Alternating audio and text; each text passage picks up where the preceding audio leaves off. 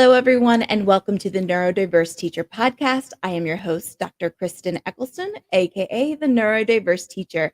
And today, my guest is Vanessa Elston. Vanessa is a gifted healer who can transform people's emotional and physical well being by using her unique energy field healing method. Vanessa works with a variety of people from all walks of life. And Vanessa uses a form of healing that merges ancient wisdom to provide a bespoke, consultative approach that delivers long-lasting, fast-tracked results. Welcome, Vanessa, to the Neurodiverse Teacher Podcast. Oh, thank you so much for having me on here. It's a real pleasure to be here. Well, I'm just so grateful for you. I really love conversations centered around energy. I think there's so much more to energy than we even realize. And I'm a Reiki 2 practitioner, so I'm very into the idea of energy and what energy can do to heal people. So the first question I want to ask you is, what is your why behind what you do? And what I mean by that is what is your life story that kind of led you to realizing that you had this power to heal and led you to having this interest in energy? Well, it's really interesting because I was always told that I was a healer, but I come from quite a sort of stiff religious family. And so there wasn't really much space for it. And we didn't really know anybody that did it, apart from I had an aunt who was had married into our family from a gypsy family.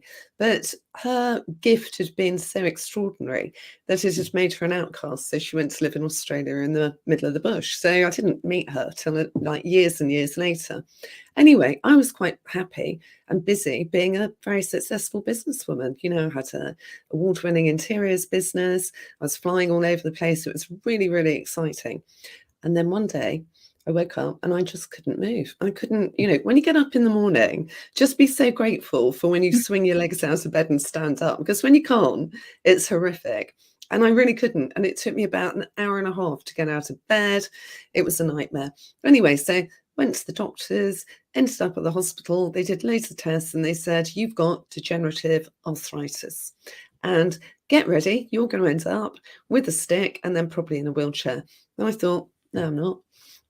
I'm not having that. I used to be a gymnast and I'm going to be cartwheeling till I'm 90, if at all possible. So I was obviously really depressed and really miserable and sort of fighting this horrible not being able to move, but in terrible, terrible pain every time I did. And then through a strange set of circumstances, I got introduced to Sophia Noel, who's an amazing healer based in Beirut. And I had a session with her. And the friend who introduced me, it was really funny, said, you'll never get an appointment. She's really in demand. You'll probably have to wait 6 weeks, which sort of almost brought me to tears again. And so I WhatsApp messaged her and she came straight back and she said, I've got a cancellation. If you can get on Zoom now, I'll see you. So I was like, thank you, universe. Anyway, after one session, and I was like propped up on cushions, hair sticking up on end, and it's a complete mess. She was able to fix me a little bit. And I could actually, after the first session, pick up a cup, which is another amazing thing that we should always be grateful for, because when you can't, it's a real biggie. And then after 5 sessions, she got me to a stage where I could walk again. And that was just incredible. And that's when she landed the sort of big news on me. She said, listen, the reason you're ill is you've been stopped in your tracks because you have to accept your gift. You're a really powerful healer. You've always ignored it, but you have to step into it now because there's lots of other things attached to that you need to do. And you can't do it unless you become a healer. And I'm here to teach you. So bless her. She taught me everything she knew. And I just loved it. Found it really easy. Just did everything at warp speed. It was like riding a bike, when you get that, you finally get your pedals in alignment and you go racing down the hill, that amazing feeling. Every bit of the learning was like that. And it was just fantastic. And then when I actually found out that I could do it and heal people, my goodness, the best high you can ever have. I mean, amazing. I've recently cured somebody with polymyalgia who'd been in bed for 3 months. And she messaged me the other day to say she'd been on a 2-mile walk. It was like, just made my day, it's amazing. And every time I'm quite surprised by what I can do, to be honest with you. Wow. I have as you were telling the story, I was just getting full body goosebumps just hearing that. Because I mean, I think there's a lot of people out there who think there's no way And there really is, I mean, if you think about the world, it's full of energy we can't see, energy that is there and available. I mean, we are energy in its rawest form. So I think it's so amazing and powerful that you're able to do that. And one of the things I wanted to ask you specifically, because on this podcast, we talk a lot about differences in your brain, mental health aspects. And I saw on your website that you can use vibrational energy to help heal anxiety and depression or things like childhood trauma. And I was just curious, is there a certain way you have to go about when you're working specifically in that field versus if it was a different area that somebody needed help with, or just what does that process look like? I think it's all based in empathy, really. That's what you've really got to have in huge measure. And I'm really grateful for the fact that I've lived a long and interesting life, and I've had quite a few, disastrous things happen to me that I can draw on. We often, when we're in the middle of something awfully happening, we can't see why it's happened. We feel like complete victims, why me, poor me, all that sort of thing. And what you have to realize is that these are things to make you stronger. It's a bit hard to realize it at the time. And that we all have the power to overcome these learnings. And when we have, we'll be much stronger. And there'll be a reason, there'll be a different level of understanding that you have. But to answer your question, it's always starting with empathy. It's always making sure that the person knows that they're in a really safe space, that it's really confidential, and that they can say anything to me. Nothing will shock me. I've heard it all. And I'm really saddened to say that I've heard it all. Some people have been through some really awful things. But what they like about working with me is it's not like going to therapy where you've got to open it all up again and sort of, this is my client's words, not mine, spill your guts on the table, because it takes a long time to pack that up again once that Pandora's box has been opened. So what they like about the way I work is, and I just use my pendulum and a set of maps. So while I'm working, you'll hear me say, is it on the left? Is it on the right? I'm trying to find out where the energy is held in the body and then what the emotional statement is. And then once I've established that, I can establish when it trapped. When did that bad energy trap in the body? And once I've done that, I can just say to a client, right, what happened to you when you were 8? It feels the emotions are great sadness, despair, feeling like you've been left alone, deserted. And they might say something like, I was really close to my grandmother. She virtually brought me up because I was my mum's a single mum, and she died when I was 8, and I just felt desperately alone. And that's when I became a latchkey kid, and I really desperately missed everything that she gave me, and I was in a sad place for quite a long time. That sort of energy can really scar you, particularly when you're a kid and you don't know how to let it go. I mean, lots of adults don't know how to let it go, but particularly when you're a child, at that sort of age, that's when your emotional map starts being formulated. And this is a place where, you should feel safe. You should have firm foundations to build on. If you haven't had that, it can send you in all sorts of directions. So then I just get my pendulum out. They don't have to tell me anything about it. That's the beauty of it. I know, they know, and let's just get that energy out and send it back to source to be cleared. And then afterwards, they feel a lot lighter. I get messages all the time saying, I don't know what you've done to me, but I woke up this morning really happy and bouncy and light.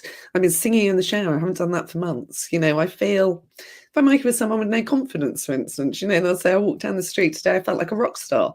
It's like, yes, finally, enjoy it, swing your hips, whatever it is, if they whistle to you as from a building site, don't be embarrassed. Like, oh my goodness, is it me? Of course it's you. Turn around and just say, thank you very much. At my age, I'm really grateful. Thank you so much, boys. You've made my day. I absolutely love that. Now, let me ask you, do you find that most people who are dealing with any kind of sort of trapped energy, do you find that it usually originates from their youth, or do you find that it really can come from any moment in their lifetime? It can come from any moment, really. And it can even come from a past life, which sounds absolutely ridiculous and out there to a lot of people. But it really can. And they can carry it over into the next life. There's a reason we say history repeats itself, because once energy is trapped in a negative, it gathers, and then it just keeps repeating particular behaviors or cycles in your life. So that's why we need to get rid of it. And what we're actually doing is we're making space for vital force energy, which is energy direct from source into your heart space. And that's the stuff that really makes you feel great. Those days when you wake up, you look in the mirror and you think, yeah, I'm well over 50, but I've still got it. You walk down the street, sun's shining, you've got your sunglasses on, you feel like you're about 25 again. You hail a cab, and it just stops, especially for you, and it's a cheery cab driver. You call your client that you couldn't get hold of for like 3 weeks, and they pick up the phone, delighted to hear from you. It's exactly the right moment for you to do a spot of business that's really fortuitous. It's that stuff. Mhm. And this is the stuff that raises your frequency sky high. This is what the cheerful, this is what the happy, this is what the really confident people are tuned into all the time. And it's hard. It's really hard to stay up there because we live in a world of fear. Be scared of this. Switch the news on. It's all like, be afraid, be afraid, be afraid. We've got to battle that out the way because source, God, whatever you want to call the great power up there, if you think about it, is in control of nature. Now, nature is always expanding. Why is it that you can put 50 tons of concrete on your drive and park your car on it every day, and yet a little weed will find its way out? It's ever expanding. Mm. It's incredibly strong. And that's what Source or God wants to happen, for everything to be constantly increasing and growing in size, but in a really happy and joyful way. And here's the thing, while you're miserable, and you're like, in poor me, my life's terrible, bad things happen to me. The thing about this source is, whatever you project out, he thinks that's what you want. So you get more of it. Whereas if you're busy being grateful, then here's something, you can't be angry, you can't be sad, you can't be jealous, you can't be any of these things if you're being grateful. If you're walking around all the time going, do you know what? I know I've got a few problems at the moment, but I'm really grateful for this cup of coffee. I'm grateful for the guys who picked it, roasted it, put it on the shelf, served me at the checkout, and I'm sipping it now and loving it. You are raising your vibration just by loving a cup of coffee. But, the opposite end of the scale is, oh, God, I'm running out of coffee. I haven't got any money. Guess what? You're going to run out of coffee and you're not going to have any money. This is how it all works. But it's really simple, but it's really difficult to stay in the sweet spot of constantly batting everything away. Because even though I operate on quite a high frequency, I'd be totally fibbing if I said that things don't really annoy me. But unlike other people, I only let it have a hold over me for sort of like 5-10 minutes max. Then it's gone. And I'm grateful for whatever it is, for getting out the way, even if it's big disappointment, for something better to come in. That's one of the hardest ones to do. I'm so glad you brought that up because that's actually something that I think about often, and I think other people do too. And it's that idea of kind of that law of attraction, right? Or that manifestation of your desires, and it's needing to have that high level of uh, frequency and vibration so that you attract back the things that you want to attract, and you don't dwell in this negativity and then attract these negative things. But you made a comment that is so true, right? Even if we're people who are constantly staying high and optimistic and grateful, we still have moments where the world stinks, right? I like to call it a pity party for one. We all need to have that pity party for one for whatever amount of time. And I think sometimes people get very nervous that, okay, if I'm feeling bad or if I'm in my feelings, I can't be because then I'm only going to attract these negative things. But do you think it's fair if you allow to have those emotions and those feelings because they are true emotions and feelings, but it's a matter of how long you dwell in them or how much attention you give to them, that's what's impacting you?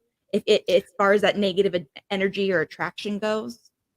Oh, yeah, we're human. We're in the 3D dimension, and we're affected by stuff. And if you're not, you're a psychopath, frankly.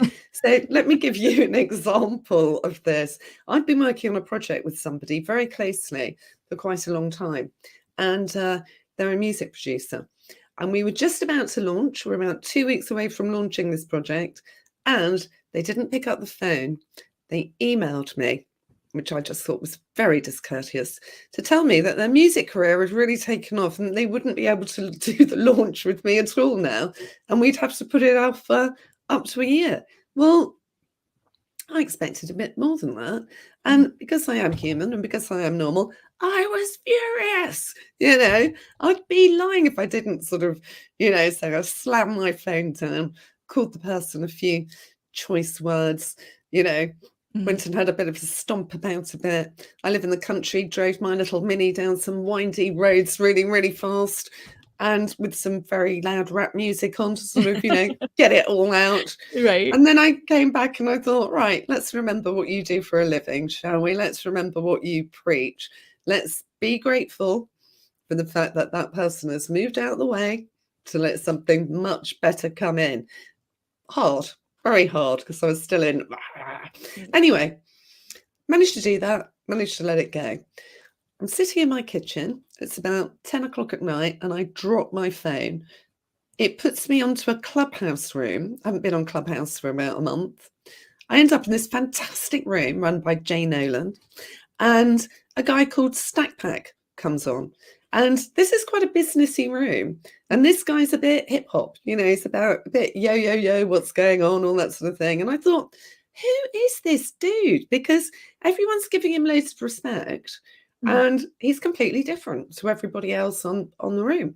So I messaged him in the back channel, literally saying that, who are you? I love your energy. And I love the fact that, blah, blah, blah. Anyway, turns out it's a bit of a media mogul, the young wolf, they call him. And he is now the better person to work on this project with me. So it was like, that's how quickly it can happen. When I actually, was grateful that the other person had got out of the way, boom, straight away, somebody much better equipped to help me was brought literally to my door. And it goes back to what I was saying. The source, God, whatever, wants us to succeed. So if we can keep getting back to the place where we can let things go and then think about what it is that we actually want replaced to succeed, it's a different thought pattern in our brains, which we're only using sort of 7-8% of. The other bits of it are going, oh, how can we make that happen? If we can send messages telepathically to people across continents, then our brain can do a lot of other things as well. So, that's what people say, serendipity knocks on your door a lot, Vanessa. Yes, it does. But I make sure it does. I love that. So to me, it's a lot of perspective, because what I took away from that story is you had two options. You could either dwell in the frustration of the situation, or you could move on. And it was as soon as you moved on, a better opportunity was there waiting for you. So it's almost like, instead of seeing some of the negative things that happen in your life as negative, seeing it as, okay, the universe is trying to ping pong you to where you're supposed to be. So yeah, it's disappointing in the moment, but if you just hold on tight for a minute here, you might be able to see and be open to the shift that's ultimately going to be better for you. Absolutely. Absolutely. And, it's like when I got divorced, my world ended. It was horrific. And to anyone that's going through that right now, my greatest sympathy, whether it's your fault or not. It's a horrible, horrible thing to go through. But after that happened, I met somebody else who was actually a much better soul match for me. And I say soul match, not soul mate. Things are very different. We want a match that brings out the best in you, that makes you shine brighter than you do already, and that you have the same effect on them. So, it was disaster followed by fabulous gift. I love that, because I think sometimes when we're in that moment, it's very hard to see that a fabulous gift could be coming, or that this is ultimately for our better or higher good. I think so many people struggle with that. And that's often then why we get stuck in that negative cycle, because then we don't open ourselves up to allow for the positive to come in. So I love that. Oh, absolutely. And, it's tough. It's really tough. And going back to, saying it's okay to be in a bad place. Yeah, sure it is. It's natural. If you're getting divorced, you might be stuck under your duvet at the moment swigging vodka. That's okay. It's okay if you do it for a week. It's not okay if you do it for a month. You are going to have to pull yourself together and face the world. But, grieving, being upset, they're all processes you have to go through. It's how quickly you can get out of that. Very true. Well, I'm going to switch gears here a little bit. I want to ask you a little bit more about your work specifically, and if you wouldn't mind, kind of walk me, my listeners, through what is it like to have a session with you? What does that entail? What would it look like? Is it something that has to be done in person? Can it be done virtually? Most of my work's done on Zoom, actually, because I've got a lot of clients in America and also in Canada. So, so basically, you'll come on a Zoom call with me. We'll have a little chat about what you think is really bugging you and how that's manifesting in your life, how you're feeling. Then I'll carry out what I call an opening ceremony. And that's to really call on all the guides, all your guides and mine, to help and guide us during the session. And also to create a space that's sealed so that it's private and safe and just for you. And the other thing we do is, the reason we do that is because when we pull the negative stuff out, we want it to go straight back to source. We don't want it hanging around. And also, if anybody pops up, like quite often people's relatives will pop up to give a word of advice or to tell you something, I don't want them hanging around afterwards. I'd like them to disappear when the session ends. So then once we've done that and you're sitting comfortably, keep your eyes open, just look at the screen, then I get my pendulum out and I'll start. And that's when you'll hear me say, is it on the left? Is it on the right? Is it line 1? Is it line 2? And I do this quite quickly until I get to the point where I can discover what the emotional energy is. So it might be something like self-criticism, self-doubt. Very often, I laugh with clients. I'll say, you've got the whole box here. It's like, bingo, because they're all quite related. And then we'll find out when it trapped. So again, I use my pendulum, is it before birth? Is it past life? Is it for the age of 10, for the age of 20? And we'll get very precise. It'll be, right, when you were 22, what happened to you to make you feel like you have to criticize yourself, you're never good enough, you've got a lack of self-worth, and all these things are stopping you from moving forward. This is what keeps you timid. You'd like to speak up, but you don't. And they're like normally quite shocked, and they'll say, I'll know what that is. And they might tell me, they might not. I've got a gay client who has to tell me every single detail of whatever it is. I've got a very successful client who'll just sit there like stone and go, yes, I know what that is. That's enough. Then I get my pendulum out and I'll swing it. Well, I don't swing it around. I'll ask for the energy to be cleared and the pendulum will start to swing. And as the energy comes out of you, this is going to sound really weird, I breathe it in and yawn it out. And when I yawn it out, it's going back to source. And when the pendulum stops swinging and it will suddenly stop dead, that's when we've cleared the energy. And then I'll just check. I'll say, is all the energy clear? And normally it's quite nice and joyous. It does a little dance, like it'll really swing round. And it's like, yay, we've got rid of that bad energy. Right, now what's next? Normally can only clear 3 or 4 things for somebody, depending on the severity of them. If it's something like child abuse, it might just be 1 or 2. And it will be the first of several sessions that we'll have to do. But then once we've done those 4, I'll do a closing ceremony to close the container, send any remnants of bad energy back up to source. And then that's it. And then you have to probably, one of 2 things will happen. You'll either have a real burst of energy and want to clean the house or, pull your car to bits and stick it together again. Or you feel completely wiped out and have to have a lie down. Both are quite normal. You have to drink loads of water, not drink any alcohol, and if possible, not eat any meat that day. And that just allows everything to sort of come out and be cleansed and go to bed early. And the next day, you'll wake up, you'll feel better. After 3 days, you'll feel a real lightness, like, the weight of the world's been lifted off your shoulders. You'll start to feel really optimistic again and happy and, expecting the best as opposed to expecting the worst. And after 2 weeks, when it's really had time to settle, it's quite subtle, but you'll just be feeling happier, more confident, less weighed down by things. And when I do deal with people with PTSD or, violence or abuse in their backgrounds, they get to a point where it's not haunting them anymore. I can't make it not have happened to them, but I can make it not matter. So they stop looking backwards at it. It's just something that happened. It doesn't matter. And they're all about moving forwards. And that's how I work, really. Wow. Wow. That is very powerful. So let me ask you, if somebody did want to work with you, what would be the best way of them getting in touch with you, connecting with you, scheduling with you?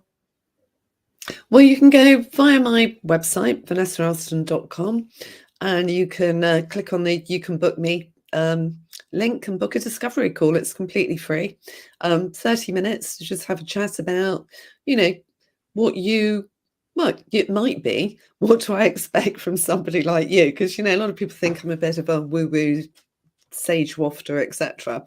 And that some people find it quite frightening. They might be religious. It might be go completely against how they've been brought up. But mostly people come on a discovery call, they're at their wits' end, they've tried everything. They've been to therapists, they've tried tablets, they've meditated their backsides off and it just hasn't worked. So they just want to be sorted. They just don't want to be unhappy anymore. Just don't want to be anxious, don't want to be depressed anymore. It's like, can you actually fix it? And it's like, yeah, I can.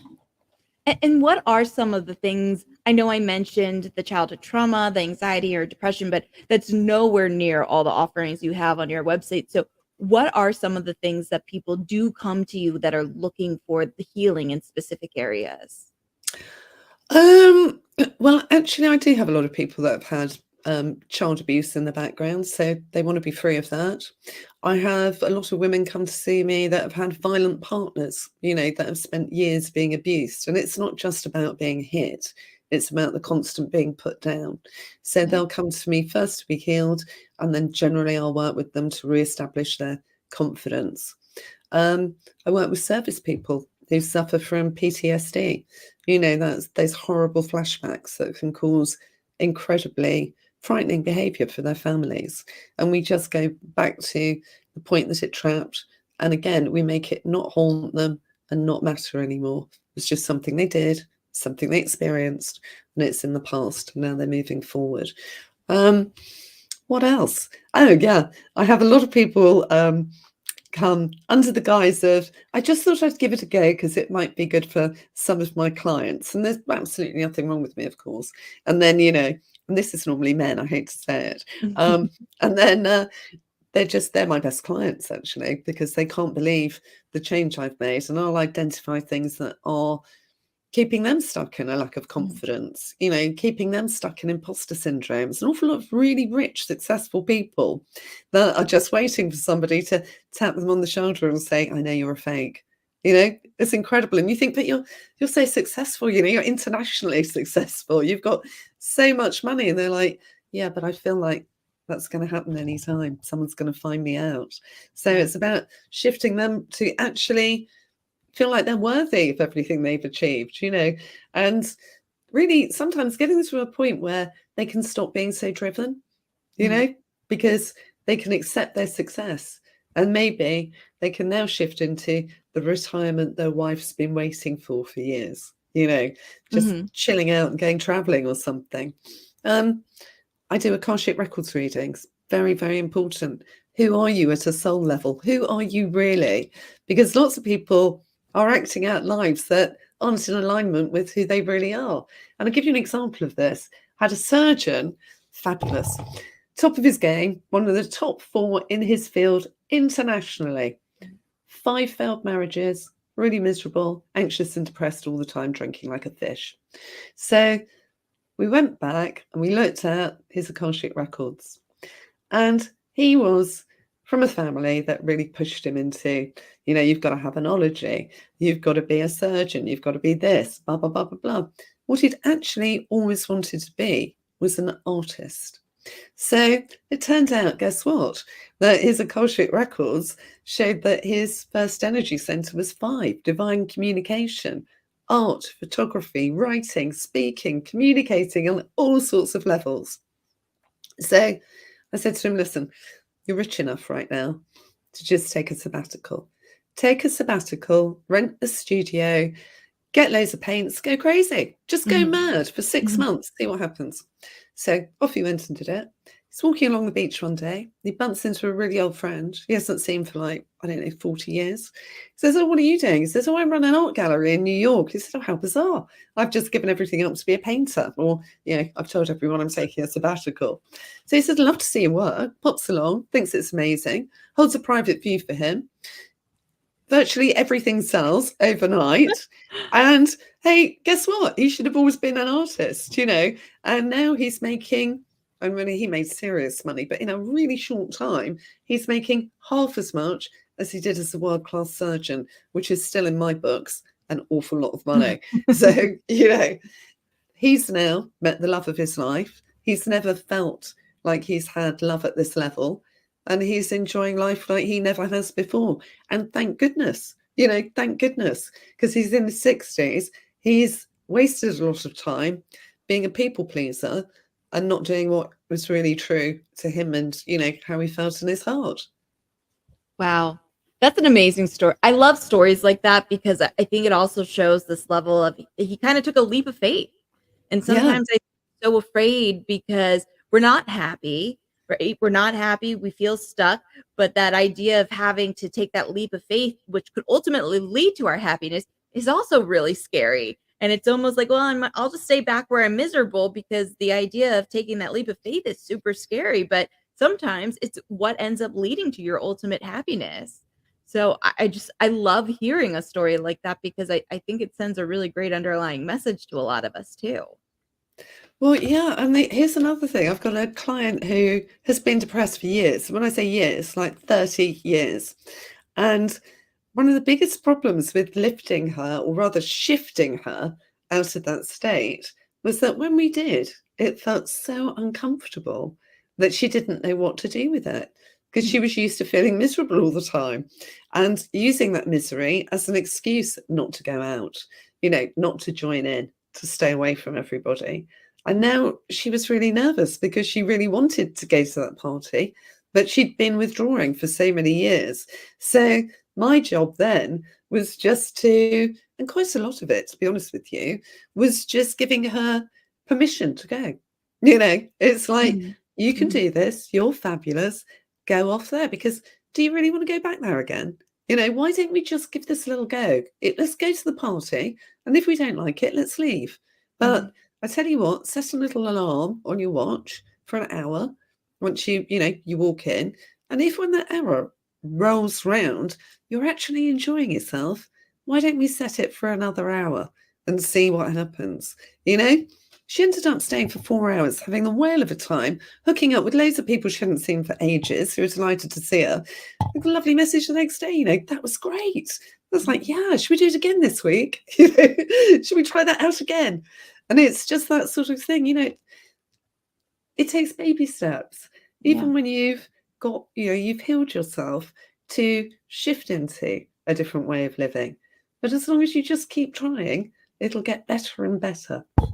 I love that. It's this concept of not having to do it all right away, but a baby step is at least in the right direction. So that is fantastic. Let me ask you this. We're getting close to the end of our time together, which I'm really sad because I am loving sitting here. Just in your energy is just a beautiful place to sit. So I can only imagine what you're capable of doing when you're actually working on someone, because I just feel great sitting here talking with you. But I do want to ask you something I like to ask all my guests when they come on the show is, if you could give a message to youth or young adults right now who are struggling emotionally with their mental health, what message would you give to them? Well, first of all, never forget that you're loved. You're loved, you are love, and love is the highest frequency of all. But I know what it feels like to feel really depressed. I know what it feels like to feel really anxious. And you have the strength within you to change that. And loads of people like me can say things like that all the time, and it's really not going to make you feel any better. So I'm going to give you a top tip here, which I hope will help you. Because one of the things I found really difficult to do when I was depressed, when I was anxious, and my mind was spinning with the catastrophization of every sort, was to quieten my mind, to actually meditate. So here's one of my top tricks for you. Get somewhere really comfortable. Lying or sitting down, it doesn't really matter. But get your fingers together like you always see people do on meditations. Your first couple of fingers and your thumbs, get those together. That's the power of 3. That's help straight away. Then, with your eyes closed, look up as you start to count back from 10 to 0. And do it slowly, really pull in your breath, hold it at the top, and really breathe it out very, very slowly until you've got no breath left. And repeat the process all the time that you're counting backwards from 10 to 0. Now, remember to keep your eyes raised with your eyes closed at about 20 degrees. Now, what will start happening is you'll start drifting into alpha zone, which is a really good, refreshing place to be, really calming. And you'll start to see beautiful, beautiful colours. Just sit there for a while and let that calm wash over you. Set an alarm before you do this for 15 minutes. 15 minutes going to catapult you into something fabulous. You're going to feel so much better after it. Stay in that space, look at the beautiful colours. You don't have to do anything. Just enjoy being there and feel your body relax as you're there. Then when your alarm goes off, count backwards from 5. So 5, coming back into my body. 4, I'm back in my body. 3, open your eyes. 2, get used to the light. 1, you're back in the room. And this is when you say it. I feel better than I did before. Thank you. And you will start to feel better. Now, if you can practice that for 10 to 15 minutes every day, I promise you that your depression and your anxiety will start to lift. But it does take practice. One session won't do it, and you still might find it quite difficult to do. But just keep doing it, because getting into that alpha state is, it's such a game changer. It really will be the start of you taking those baby steps out of anxiety and depression. Wow. I could say that just sitting here listening to you walk through the exercise made me feel much more relaxed and better. So I could only imagine sitting and actually going through the exercise, how I would feel. Well, Vanessa, I cannot thank you enough for coming on the show today. I absolutely adore what you do. I think it is incredibly important. I really encourage everybody who's listening to please check out Vanessa. Please check out her website, vanessaelston.com. The link is in the show notes. And I just, again, thank you so much for your time and your energy and coming on the show today. It's my absolute pleasure. And it's a beautiful show. And just thank you very much. Love and light to everybody. Oh, well, thank you. And thank you to all my listeners for joining me today. And I will see you next week on the Neurodiverse Teacher. Bye, everyone. The Neurodiverse Teacher Podcast is an Eccleston Education Consulting, LLC